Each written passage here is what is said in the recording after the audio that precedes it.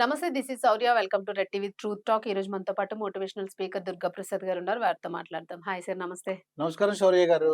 Sir, హ్మ్. 60 సంవత్సరాల వాళ్ళకి కూడా ఇప్పుడు హ్మ్. పెళ్ళిళ్ళు జరుగుతూ ఉన్నాయి. అండ్ మీరు కూడా అందులో కొంచెం పాలు యాక్టివ్‌గా పంచుకున్నారు. పార్టిసిపేట్ యాక్టివ్‌గా చేస్తున్నాం. పార్టిసిపేట్ చేస్తూ ఉన్నారు. ఎక్కువగాను ఈ హ్మ్. సెకండ్ మ్యారేజెస్ అన్నదానికి మీరు వాల్యూ ఇస్తూ కూడాను హ్మ్. దాని మీద 60 ఏళ్ళు, 50 ఏళ్ళు, 40 ఏళ్ళు దాటిన వాళ్ళు ఇట్లా వీటిని కొంచెం ప్రిఫరెన్స్ ఇస్తూ ఉన్నారు. హ్మ్. సో, అంటే వాళ్ళకి ఆ టైంలో ఏం అవసరం ఉంటుంది? 60 ఏళ్ల వయసులోని వాళ్ళకి మనసు ఎట్లా ఉంటుంది? ఎలాంటి కోరికలు ఉండొచ్చు? హ్మ్. వాళ్ళకి పెళ్లి ఆ టైంలో అవసరమేనా అసలు? అవునండి. అంటే ఇప్పుడు ఏజ్‌లో ఉన్నవాళ్ళు గాని, వాళ్ళ పిల్లలు గాని ఏమంటారంటే, ఆ టైంలో పెళ్ళంటే నీ బుర్ర బుద్ధి ఏమైనా ఉందా అసలు? మా అవును. పరువేం కావాలసలు? నీకిప్పుడు పెళ్లి అవసరం. పెళ్ళంటే ఏమనుకుంటున్నావు? ఇట్లా మాట్లాడతారు. అవును. అసలు పెళ్ళంటే ఏంటి? ఎందుకు హ్మ్. అవసరం వాళ్ళకి? హ్మ్. చాలా మంది ఏమంటారంటే మీరు శౌర్య గారు మీరు చెప్పింది కరెక్టే. ఎక్కువ మంది మిడిల్ క్లాస్ పీపుల్ హ్మ్. కొద్దిగా ఆదాయం తక్కువున్నోళ్ళు సెకండ్ మ్యారేజ్ ఉత్సాహంగా వచ్చేస్తున్నారు మరి. హ్మ్. కానీ బాగా డబ్బున్నవాళ్ళు ఆడవాళ్ళు గాని, మగవాళ్ళు గాని వాళ్ళు ఒంటరిగా ఉన్నప్పుడు హ్మ్. రెండో మ్యారేజ్‌కి ఇష్టపడట్లేదు. హ్మ్. మీరన్నట్టు నీకు బుద్ధుందా? బుద్ధి లేదని అంటే ఫ్రెండ్స్ గాని అంటారేమో, పిల్లలంటారేమో, చుట్టాలేమైనా అనుకుంటారేమో, లేదంటే సమాజం ఏమనుకుంటదేమో, లేతే శృంగారపరమైన కోరికలతో చేసుకుంటున్నారనుకుంటున్నారా? అనుకుంటా. ఆడవాళ్ళైనా, మగవాళ్ళైనాను. హ్మ్. ఇలాగా వాళ్ళేమన్నా భయపడుతున్నారు మళ్ళీ. కానీ నిజంగా వాళ్ళకేంటంటే, చాలా మంది బయట నుంచి చూసేవాళ్ళకి ఏమనిపిస్తదంటే, సముద్రంలో ఒకతను మునిగిపోతున్నాడు.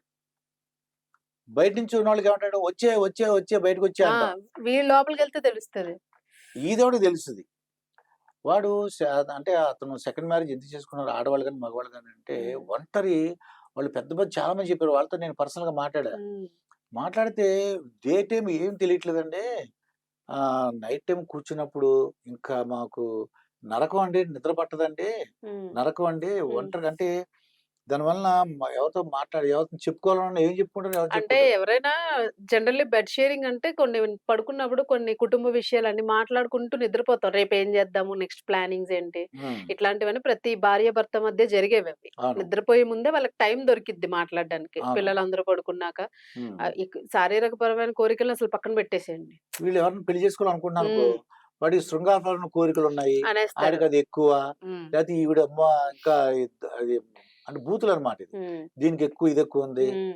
దీనికి మదం ఎక్కువుంది. అంటారు. కొవ్వెక్కిందంటారు. ఆ! చాలా వాడతారులెండి పదాలు. అవును. హ్మ్. వీళ్ళకి వాళ్ళకి రక మనసుకి ఏదనిపిస్తే అది వాడేస్తూ ఉంటారు. వాళ్ళకేది కావాలంటే అది. కానీ హ్మ్. నేను చెప్పినట్టు ఈ ఈదోడికి తెలుస్తది. హ్మ్. అంటే మీకెలాంటి కంప్లెయింట్స్ ఒస్తాయి? అంటే ఏమని చెప్పుకుంటారు మీ దగ్గర వాళ్ళొచ్చినప్పుడు? వాళ్ళొచ్చిన ఏం చెప్తుంటారంటే అండి, చాలా నైట్ ఉండలేకపోతున్నామండి ఇది. చాలా ఒంటరిగా ఉంది. అదో రకంగా పిచ్చొచ్చినట్టు అయిపోతుంది మాకు. ఏడుస్తారా సార్? ఎవరైనా అయ్యో! కన్నీళ్లు పెట్టుకుంటారా? అమ్మో! చాలా ఏడుస్తారన్నాడు. హ్మ్. ఎందుకంటే వాళ్ళు పిల్లలుంటారు. వాళ్ళ లైఫ్‌లో వాళ్ళు సెటిల్ అయిపోయి ఒకళ్ళు ఉంటారు. బెంగుళూరులో ఉంటారు, లేదా అమెరికా ఉంటారు, ఆస్ట్రేలియా ఉంటారు, ఆడుంటారు. హ్మ్. బాగా సెటిల్ అయ్యారు. సంతోషంగానే ఉంటది. హ్మ్. సెటిల్ అయ్యారు. పోనీ వీళ్ళు మాట్లాడదామంటే వీళ్ళ టైం, వాళ్ళ టైం వేరు. అవును. దట్టు అందరూ గూడా కొంతమంది తిన్నావా? పడుకున్నావా? సరే నాన్న వర్క్‌లో ఉన్నాను ఏదో టాబ్లెట్ చెప్పి యేసుకున్నావా? పెట్టేస్తారు. ఆ! టాబ్లెట్ యేసుకున్నావా? తిన్నావా? ఓ 2 క్వెషన్స్ అడిగి రోజు పెట్టేస్తారు. ప్రతి సేమ్ డైలాగులు. హ్మ్. పోనీ వాళ్ళకి విషయాలు వీళ్ళకి చెప్తాననుకోండి మా ఆఫీస్‌లో ఏం అర్థం అవుద్ది ఈళ్ళకి? అవును. పోనీ వీళ్ళు ఏమన్నా చెప్దాం అనుకున్నా వాళ్ళకి నేనేం చేయగలనమ్మా అని చెప్తారు. డాక్టర్ దగ్గరికెళ్ళు అంటారు. హ్మ్. టాబ్లెట్ యేసుకున్నావా అంటారు. నిజంగా మీరు నమ్మరు. ఓ టాబ్లెట్ యేసుకుంటారు వాళ్ళు. యేసుకున్నాక ఇందాక యేసుకున్నానా టాబ్లెటు అని మనం పక్కనే ఉంటాం.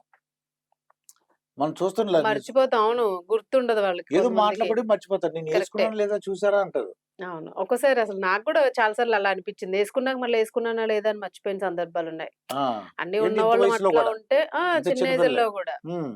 అట్లా మరి ఏజ్ అయినోళ్ళకి ఇంకా ఇబ్బందుంటది. రోజుకేదో 3 టాబ్లెట్‌లు వాడమని డాక్టర్ గారు చెప్పారనుకోండి. హ్మ్. ఇచ్చేవాళ్ళు ఎవరుంటారు? అవునవును. ఏదన్నా నిన్న ఒక ఐఏఎస్ ఆఫీసర్ గారు చెప్పారన్నమాట. ఆయనకి ఫారిన్ ఎళ్ళే అలవాటంట. హ్మ్. 1,50,000 ఇన్‌కమ్ వస్తదాయనకి పెన్షను. హ్మ్. వైఫ్‌ని తీసుకెళ్ళి ప్రతి 3 నెలలకి ఒక విదేశాలకు ఏదో దేశానికెళ్ళిపోతుంటాడు. హ్మ్. ఈ మధ్యన ఎళ్ళట్లేదని జెప్పారు. ఏంటని అడిగా. అడిగితే ఆవిడ వర్షాకాలంలో ఒక చోట ప్లేస్‌లో జారి పడిపోయిందంట. హ్మ్. కాళ్ళు ఏమో ఇరిగిపోయిందండి. ఇంక అప్పటి నుంచి వాకింగ్ ఆవిడ స్లోగా నడుస్తుందట. నడవలేకపోతున్నారంట ఆవిడ. అవును. అడుగులో అడుగేసుకుంటూ వస్తున్నారంట. మరి ఫారిన్ ట్రిప్స్ అన్నీ ఆగిపోయినాయి. అవునవును. అంతే మరి. హ్మ్. అంటే నిజంగానే అలాగా పడిపోయారనుకోండి ఎవరు దిక్కు? తోడుంటారు. అవును. తోడెవరుంటారు? హ్మ్. తోడు కోసం అదే. మెయిన్ ఏంటంటే సరదాగా ఉండాలి. హ్మ్. వాళ్ళేమంటారంటే నేను చాలా మందిని అడిగా. కలిసి భోంచేసినా, హ్మ్. కలిసి మాట్లాడుకున్నా, కలిసి గుడికెళ్ళినా, కలిసి ఉన్నా సరదాగా ఉంటదని అదొక తెలియని ఉత్సాహం అండి. హ్మ్.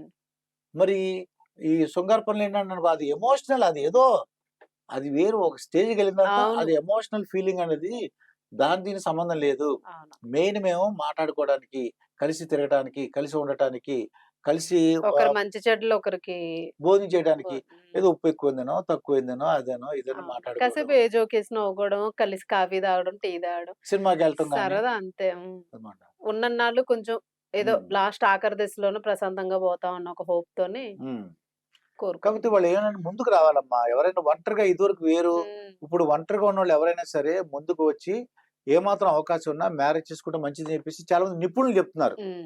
అంటే మానసిక ఒత్తిడి తగ్గుతుంది అని జెప్పేసి స్ట్రెస్ అంటూ తగ్గుతుందని ఉన్నారు. చెప్పేసి వాళ్ళు చెప్తున్నారు. మనం చెప్పేది కాదు. మనమెందుకు జెప్తాం సార్? మనకేం ఆ! అవసరం? కాకపోతే ఒక మెసేజ్ ఇట్లా డాక్టర్స్ చెప్తాం మేడం. ఉండిపోతున్న ఒంటరిగా వాళ్ళున్నారు. ఉండొద్దు. హ్మ్. మీరు డబ్బు గల వాళ్ళైనా, పేదవాళ్ళు ఎవరైనా సరే ముందుకు రండి. పరువు, ప్రతిష్ట అయన్నీ కూడా మీకు రూపాయి ఇవ్వరు. హ్మ్. పోనీ అడిగితే ఇస్తారా పోనీ అంటే ఇవ్వరండి ఎవరును. హ్మ్. హ్మ్. ఎవరెవరు అంటే ఏమన్నా అనమంటే అంటారు గానీ, ఆహా! అదంటారా? అనమంటే ఫ్రీగా వస్తది గదా సార్! అద్భుతంగా ఓకే. అంటారు ఏవైనా. అద్భుతం అనటంలో అద్భుతం ఆ! గూడా. ఓహ్! అనడంలోనే అద్భుతం. నేను చాలా మందిని చూసి వింటుంటాను చాలా మందిని. హ్మ్. ఇట్లాగే జరుగుతూ ఉంటాయి పాపం. చాలా హ్మ్. మంది అనకూడదని మీరు చెప్పినట్లుగా పిల్లలెక్కడో సెటిల్ అయిపోతారు. వీళ్ళు 50 ఏళ్ళు, 60 ఏళ్ళు వచ్చేసి ఒంటరిగా ఉండిపోతారు. భార్య ముందే అవును. పోయారనుకోండి. హ్మ్. ఆ హస్బెండ్‌కైనా ఆయనకి వండి వార్చి మగాళ్ళకి ఏమొస్తది వండుకోవడం, వార్చుకోవడం. ఆ అవును. టైంలో ఎవరైనా తోడుంటే బావుండని కొంతమందికి అనిపిస్తది. కొంతమంది ఇంకా అవసరం లేదనుకుంటారు గానీ, మరి పిల్లలు గూడా చూడలేనోళ్ళు సఫర్ అవుతూ అది. ఉంటారు. హ్మ్. సో, ఒక్కొక్కరి లైఫ్ స్టోరీ ఒక్కొక్కలా ఉంటుంది. బట్ అవును. ఎవరైనా గూడా ఒంటరితనం ఫీల్ అవుతున్నారంటే మీరు చెప్పినట్టు నిజ ముందుకొచ్చి మ్యారేజ్ చేసుకోవడం కొంతమంది మంచిదని పిల్లలే చెప్పి జేస్తున్నారు సార్. ఆ! మేము రీసెంట్‌గా చాలా మందిని చూసాం. ఇట్లా ఫారెన్‌లో సెటిల్ అయిపోయినోళ్ళు. హ్మ్. ఇలాగే అసలు షష్టి పూర్తి చేయాల్సిన ఏజ్‌లో రెండో పెళ్లిళ్లు చేస్తున్న పిల్లలున్నారు. ఎందుకు అట్లాగలా ఎలాగా మీకేమి అనిపించలేదా? హ్మ్. మిమ్మల్ని ఎవరేమి అనలేదంటే, మా నాన్న, మా అమ్మ మా ఇష్టం అది. వాళ్ళు హ్యాపీగా ఉండాలి. హ్మ్. మేమెక్కడో ఉంటాం. వాళ్ళనెవరు జూస్తారు? అవును. ఆ! ఒక తోడుండాలని మేము జేసాము. హ్మ్. అని జెప్పేసి. చెప్పండి. ఒక విన్నప్పుడు సంతోషంగానే అనిపిస్తది. తప్పులేదు గదా! ఎదుటి హ్మ్. మనిషి హ్యాపీగా ఉంటాడంటే. అవునండి. సమాజంలో పట్టించుకుంటే చాలా ఉంటాయి. అదే. బ్రతకనివ్వలేనివి. అవునండి. అది. సో, అది జస్ట్ ఒపీనియన్ అండి. అంటే చాలామంది మన దగ్గరికొచ్చే డాక్టర్స్, సైకలాజికల్ వీళ్ళు గూడా మాట్లాడుతూ ఉంటారు ఇలాంటి ఇష్యూస్ మీద. ఒంటరితనం ఫీల్ అయ్యే కన్నా మంచిదే ఇది అని జెప్పేసి అంటూ ఉంటారు. ఆఫ్‌కోర్స్ అది కొందరికి నచ్చొచ్చు, నచ్చకపోవచ్చు. బాగున్న వాళ్ళు అప్రోచ్ అవుతారు. వద్దు అని అనుకున్న వాళ్ళు అట్లాగే హ్యాపీగా ఎంజాయ్ జేస్తారు.